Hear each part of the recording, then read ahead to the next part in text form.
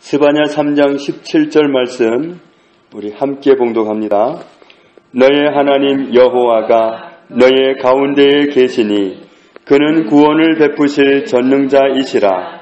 그가 너로 말미암아 기쁨을 이기지 못하시며 너를 잠잠히 사랑하시며 너로 말미암아 즐거이 부르며 기뻐하시리라 하리라. 아멘. 우리에게는 유일하신 하나님 여호와께서 우리 안에 계십니다. 믿으십니까? 하나님이 내 중심에 내 안에 계시는데, 그러면 하나님이 내 안에 계시는데 제가 자리를 요만큼 옮기면 하나님이 내 몸에서 빠질까요? 여기서 문을 열고 달리기를 하면 내 안에 계신 하나님이 빠질까요? 200km 정도의 속도로 오토바이를 타고 달리면 내 안에 계신 하나님이 빠질까요? 하나님은 변함이 없습니다. 우리가 어느 장소에 있든지 얼마나 빨리 움직이든지 얼마나 높이 올라가든지 상관없이 하나님은 우리 안에 항상 계십니다. 그런데 내 안에 계시는 하나님이 어떤 하나님이냐? 하나님이 어떤 분이라고 말씀하셨냐면 그는 구원을 베푸실 전능자이시라. 구원을 베푸실 전능자이시다. 이 전능자라는 말이 원어로 보면 강한, 강력한, 강한 자, 강력한 자, 용사 그런 뜻입니다. 우리 안에 계시는 하나님은 우리가 어떤 형편에 있든지 어떤 문제 가운데 있든지 어떤 상황에 있든지 능히 구원해 내실 수밖에 없는 전능자이시다. 하나님은 전능하십니다. 그래서 우리가 문제가 너무 커서 우리가 가진 문제가 너무 커서 이번에는 구원을 못하겠다.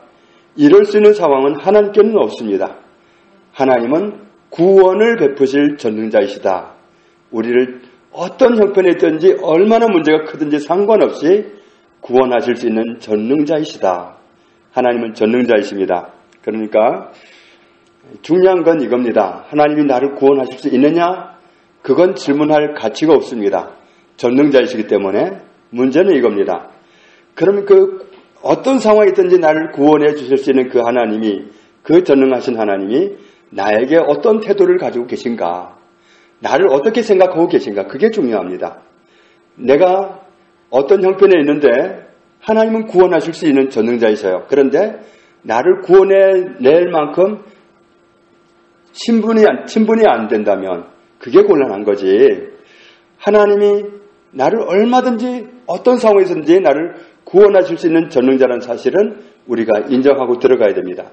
중요한 건 관계입니다. 나를 어떻게 생각하고 계시느냐 그겁니다. 하나님께서도 과연 나를 언제든지 돕기를 원하시는가? 언제든지 나를 내가 어떤 형편에 있을 때 아파하시고 구원해주고 싶은 마음을 갖고 계신가? 아니면 하나님은 때로 우리에게 너무 속이 상하셔가지고 그냥 아무리 말해도 내가 안 듣는다. 그렇게 그냥 손을 그으시는 분인가? 하나님 내게 어떻게 태도를 가지고 계시는가 그걸 아는 것이 중요합니다. 그런데 오늘 말씀을 보면 어떻게 생각하고 계신다는 사실을 말씀하고 있죠. 그가 누구 때문에 기쁨을 이기지 못하시며 그가 너로 인하여 그가 너 때문에 기쁨을 이기지 못하시며 이 말씀을 믿으십니까? 하나님은 우리 때문에 기쁨을 이기지 못하시는 분이세요. 나 때문에 기쁨을 이기지 못하시는 하나님이라면 내가 어려움에 봉착했을 때 구원해 줄 마음이 있을까요? 없을까요? 기쁨을 이기지 못하시면 구원하실 수 있죠. 그런 정말 하나님이 나에게 어떤 태도를 가지고 계시다 이 사실을 들을 때에 우리는 정말 진솔하게 받아들여야 됩니다. 그리고 또 뭐라고 하시냐면 너를 잠잠히 사랑하시며 하나님은 나를 사랑하고 계시다. 잠잠히 사랑하고 계시다. 하나님은 사랑하고 계십니다. 그럼 사랑하는 사람이 어려움에 당했을 때 도와줄 마음을 먹을까요? 안 먹을까요? 사람도 도와줄 마음을 먹는데 하나님이 나 때문에 기쁨을 이기지 못하시는 분이라면 나를 정말 끔찍히도 사랑하는 분이라면 내가 어려움 당할 때 어떻게 구원할 마음을 안 묻겠어요? 그건 있을 수가 없는 일이죠. 요한일서 4장 16절에 하나님이 우리를 사랑하시는 사랑을 우리가 알고 믿었노니 하나님은 사랑이시라. 사랑 안에 거하는 자는 하나님 안에 거하고 하나님도 그의 안에 거하시느니라. 하나님은 사랑입니다. 요한일서 4장 9절에 하나님의 사랑이 우리에게 이렇게 나타난 바 되었으니 하나님이 자기의 독생자를 세상에 보내심은 그로 말미암아 우리를 살리려 하심이라. 자, 이미 우리가 알지도 못하던 시절에 우리가 위기에 처했었어요. 그런 우리를 살리려고 독생자를 보내셨습니다. 우리는 이미 구원자를 보내주시는 그 사랑을 입었습니다. 그런 상황은 하나님이 구원자를 보내기가 만만치 않은 상황이었습니다. 우리가 잘한 것도 없지만 정말 우리를 구원하기 위해서 하나님은 아들을 보내기로 선택하셨고 아들을 정말 아무 죄 없는 아들을 우리의 죄를 위해서 대신 십자가에 못 박아 죽여야 되는 그런 상황에 던져야 할 때 하나님이 기꺼이 그렇게 하셨다는 말씀이죠. 하나님은 이렇게 우리를 사랑하신 하나님이십니다. 우리를 살리는 거라면 아무것도 아끼지 않는다. 아무것도 아끼지 않고 하나님은 뛰어드신다. 나를 살리는 거라면 바로 이런 표현이 되겠습니다. 고린도후서 5장 14절에 그리스도의 사랑이 우리를 강권하시는 도다. 우리가 생각하건대 한 사람이 모든 사람을 대신하여 죽었은즉 한 분이 우리 모든 사람을 대신해서 죽으셨다. 그리스도 한 분이 우리 모든 사람을 살리기 위해서 죽으셨습니다. 대신하여. 이건 하나님의 사랑이 얼마나 큰가를 보여주는 증거입니다. 이렇게도 사랑하시는 하나님이 내가 어려움에 처했을 때 구원해 줄 마음을 안 먹는다? 그건 하나님께 불가능합니다. 하나님이 내 기도도 들어주실까? 하나님이 나도 구원해 주실까? 이렇게 생각하는 건 정말 말이 안 되는 질문입니다. 하나님은 정말 우리가 진즉에 멸망에 처했을 때 그걸 살리시려고 독생아들을 내어주신 분이시기 때문에 그런 사랑을 가지고 다가오신 하나님이기 때문에 우리를 구원하지 않을 이유가 없습니다. 요한일서 4장 8절에 사랑하지 아니하는 자는 누구를 알지 못하나니 하나님을 알지 못하나니 왜냐하면 이는 하나님은 무엇이심이라? 사랑이심이라. 하나님은 사랑입니다. 정말 나를 사랑하시는 그 사랑을 영원히 간직하고 계신 분입니다. 그래서 지옥에 방문한 예수님의 모습을 보면은 정말 아파하셔요. 정말 그 지옥에 있는 어느 형제든 자매든 정말 구원받을 수 있었는데 거기에 가 있는 그런 사람들 구원해달라고 소리 지르면 아들아 너무 늦었다. 딸아 너무 늦었다. 그러면서 너무도 가슴 아파하셔요. 잠시 후에 주님이 돌아서서 나오시면 조금 전에 살려달라고 하던 그 사람이 대놓고 욕을 할 것도 알고 계셔요. 그러면서도 그를 향한 아픔을 가지고 대답하셔요. 너무 늦었다. 얼마나 아파하시는지 몰라요. 그러니까 주님을 그렇게 끝까지 붙잡지 못하고 낙오된 사람까지도 여전히 사랑하고 계시고 여전히 마음 아파하고 계시고 그 사람 때문에 우시고 그러시는 거예요. 하나님은 정말 우리를 사랑하시는데 그 사랑이 끝이 없습니다. 끝없이 사랑하시는 겁니다. 그런데 그 사랑은 로마서 8장 뒷부분에 보면 아무도 막을 수 없고 누구도 끊어놓을 수 없고 그 사랑은 영원하다는 거죠. 아무도 막을 수 없다. 원수가 아무리 해방을 한다 해도 원수도 못 막고 천사도 못 막고 아무도 그 사랑을 방해할 수가 없다. 하나님의 사랑은 그냥 쏟아져 나오는 거지 그 사랑을 어떻게 막을 수가 없습니다. 하나님은 사랑입니다. 그리고 스바냐 3장 17절에 하나님은 우리 때문에 어떻게 하신다고 했죠? 너로 말미암아 즐거이 부르며 그랬습니다. 예, 즐거이 부른다는 말이 원어로 보면 울리는 외침입니다. 너무 기뻐서 비명 지르듯이 소리 지르는 거 그걸 말합니다. 그러니까 우리 때문에 나 때문에 주님은 너무 즐거워서 막 소리를 질러대는 그런 하나님이시다. 우리를 향한 그 기쁨을 이기지를 못하시는 그런 분입니다. 그리고 나 때문에 기뻐하시리라. 나 때문에 기뻐하시는 분, 그분이 바로 하나님이십니다. 우리는 하나님이 우리에게, 나에게 이런 태도를 갖고 계시다는 사실을 인정하는 것이 필요합니다. 이 사실을 그대로 믿는 믿음을 드리는 것이 필요합니다. 이렇게 정말 나는 너를 이렇게 사랑하고 있다고 말씀하시는데, 이런 말씀을 들으면서, 이런 사랑 고백을 들으면서 그렇게 와닿지도 않고 안 믿어지고, 그러면서 그냥 나 너무 정말 중요한 위기에 있기 때문에 정말 이리 들려주는 다른 소리 좀 듣고 싶어서 이런다면 이게 좀 어긋나는 거죠. 핀트가 안 맞는 거죠. 이런 고백을 받아들이고 그 터 위에 서서 나를 이렇게도 사랑하신 하나님 앞에 나가서 하나님의 은혜를 입는 거지.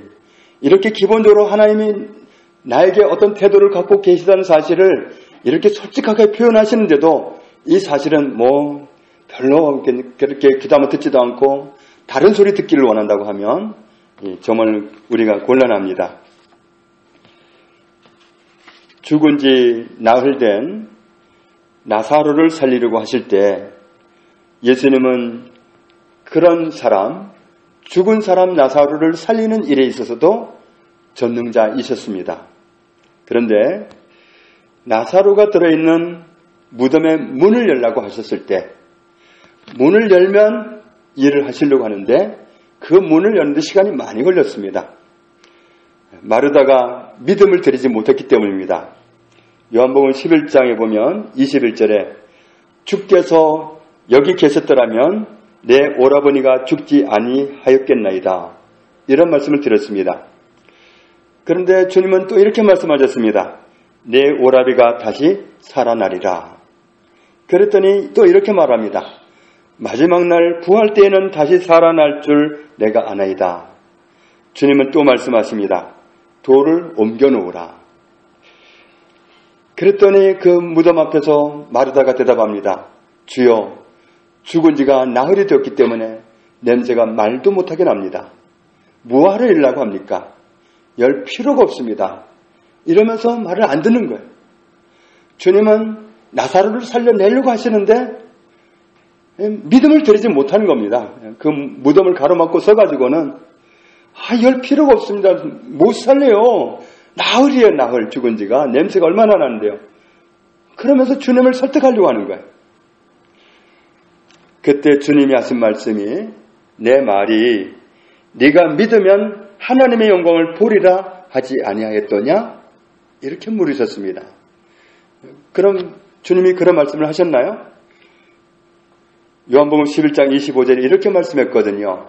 나는 부활이요 생명이니 나를 믿는 자는 죽어도 살겠고, 주님 앞에서는 죽은 사람이 다시 살아나는 게 아무것도 아니라는 거죠.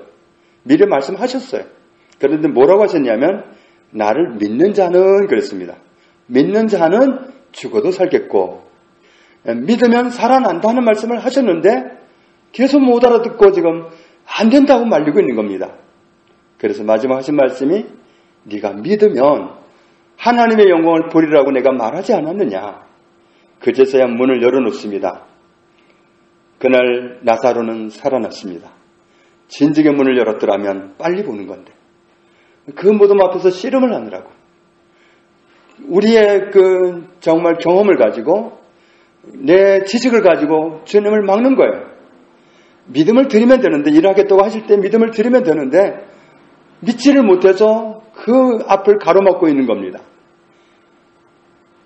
내 말이 네가 믿으면 하나님의 영광을 보리라 하지 아니하였느냐. 우리가 믿으면 하나님의 영광을 볼 수 있습니다. 하나님은 말씀하세요. 너의 하나님 여호와가 너의 가운데에 계시니 그는 구원을 베푸실 전능자이시라. 그 전능자인데 나와 상관이 없으면, 나를 도와줄 마음이 없다면, 나에게 그런 선한 태도를 안 갖고 계시다면 문제가 되지만, 그런데 말씀하시잖아요. 그가 너로 말미암아 기쁨을 이기지 못하시며 너를 잠잠히 사랑하시며 너로 말미암아 즐거이 부르며 기뻐하시리라. 하나님 나 때문에 그렇게 기뻐하고 미소 짓고 소리 짓고 그러시는데 우리는 그 사실을 이렇게 들어도 자꾸 새기려고 안 하고 이게 무슨 소리단가 그러면서 이리로 좀 별도의 말씀을 좀 들려주시죠. 그러고 버틴단 말이죠. 이런 말씀부터 받아들일 때 믿음으로 반응할 때 주님이 일하실 수 있는 겁니다. 하나님 나를 이렇게 사랑하시는군요. 나 때문에 괴성을 질러보고 싶으신 분이 하나님이시군요. 나 때문에 그렇게 기뻐하시는군요. 내가 하나님 앞에 그렇게 소중한 존재라니요. 하나님 정말 감사해요. 이렇게 나가면 얼마나 일하시기 좋겠어요. 그런데 이런 말씀은 다 잊어버리고 내가 듣고 싶은 얘기 해달라는 거죠. 이게 정말 우리를 하나님 앞에서 길을 더디게 만듭니다. 요한복음 4장 46절 이하에 보면 예수님께서 갈릴리 가나를 가셨습니다. 처음에 포도주가 떨어졌을 때 물로 포도주를 만드시던 그곳에 가신 거죠. 그랬는데 가버나움에서 왕의 신하 한 사람이 왔습니다. 무슨 문제를 가지고 왔느냐면 자기 아들이 병들어서 거의 죽어가고 있다고 오셔서 좀 살려달라고 부탁을 합니다. 자, 죽어가고 있는 아들을 살리실 수 있느냐? 주님은 전능자이십니다. 살리실 수가 있습니다. 그런데 오셔서 살려주세요 그랬을 때 주님이 이렇게 말씀합니다. 예수께서 이르시되 가라 네 아들이 살아있다 하시니 그 사람이 예수께서 하신 말씀을 믿고 가더니 주님은 종종 우리 집에 오세요 누가 죽어가고 있어요 아파요 고쳐주세요 하면 종종 따라 나서셨습니다. 자, 그런데 그날은 다른 반응을 하신 거죠. 그냥 너 혼자 가라는 거예요. 왜냐하면 너의 아들이 살았다는 거예요. 자, 이 말씀을 하셨을 때 이 사람이 어떻게 반응했느냐면 같이 가셔서 살아난 걸 보여달라고 할 수도 있잖아요. 그런데 믿고 가더니 집에서 신하가 다른 종들이 오는 거예요. 살아났습니다. 언제냐? 시간을 맞춰보니까 네 아들이 살았으니까 가라 하던 그 시간이란 말이죠. 그러니까 하신 말씀을 믿고 가는 사람은 그 혜택을 그냥 누리는 거예요. 그런데 말씀하실 때 안 믿는 거예요. 말씀하실 때. 이 말씀하시는데 이런 말씀을 안 믿고는 자꾸 다른 소리 들으려고 하니까 어려운 겁니다.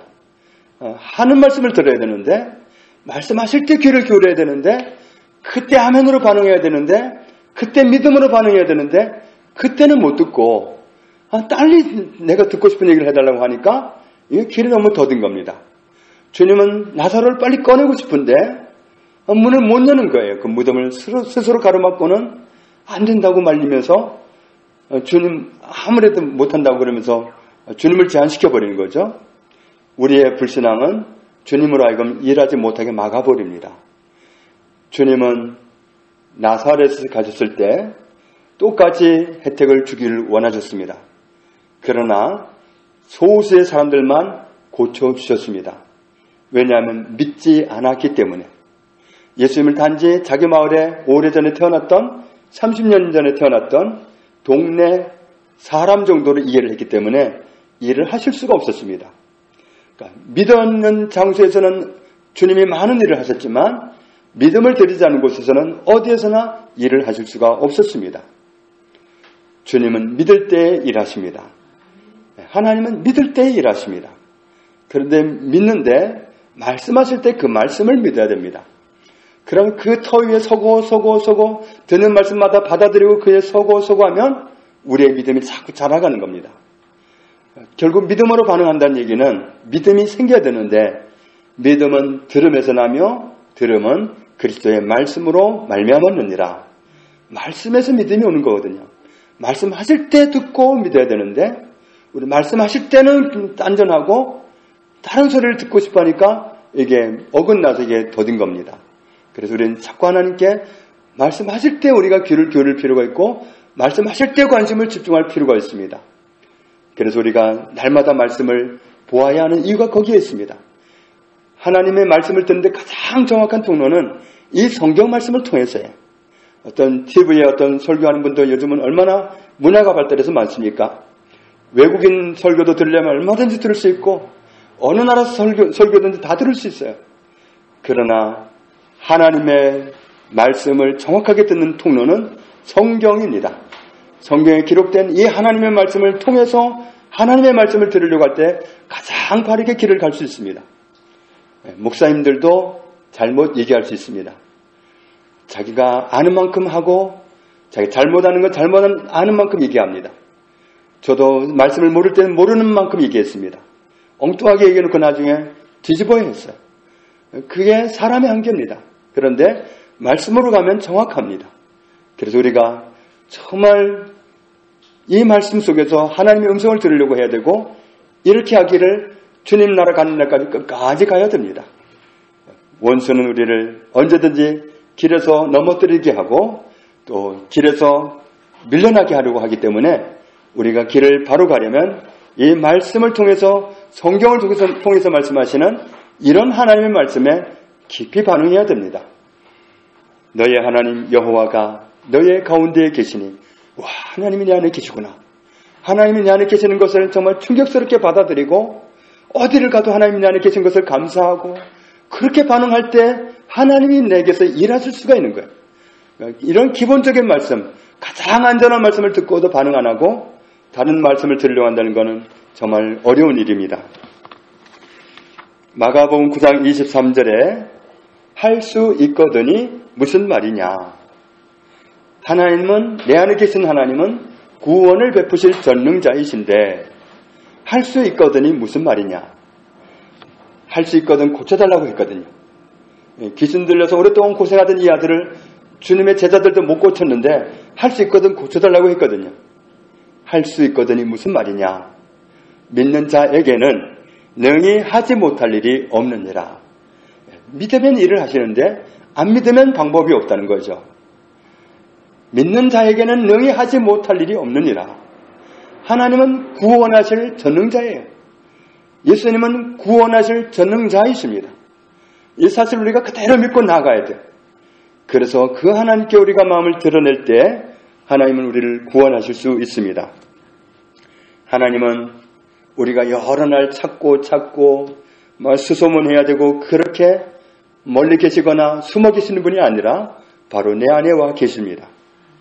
그 하나님은 구원을 베푸실 전능자이십니다. 그리고 그 하나님은 나를 문제 가운데 있을 때 도와줄 마음이 있느냐 없느냐가 중요한데 우리를 한없이 사랑하시는 사랑이십니다. 우리가 도움을 요청할 때 구원하지 않을 이유가 없습니다. 우리 안에 계시는 바로 그 하나님이 나의 하나님입니다. 나를 구원하실 전능하신 하나님이 내 안에 계십니다. 나를 너무너무 사랑하시고 영원히 사랑하시는 그 하나님이 내 안에 계십니다. 요한복음 3장 36절에 아들을 믿는 자에게는 무엇이 있고 영생이 있고 영생도 믿음에 있어요. 영원히 사는 생명도 믿음에 있어요. 안 믿으면 소용이 없습니다. 영원히 사는 영생도 그 생명도 믿을 때에 주어지는 거지 안 믿고는 받을 방법이 없습니다.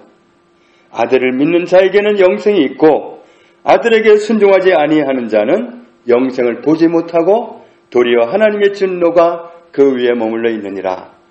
우리는 하나님을 말씀하실 때 그대로 믿음으로 반응하는 그것이 중요합니다.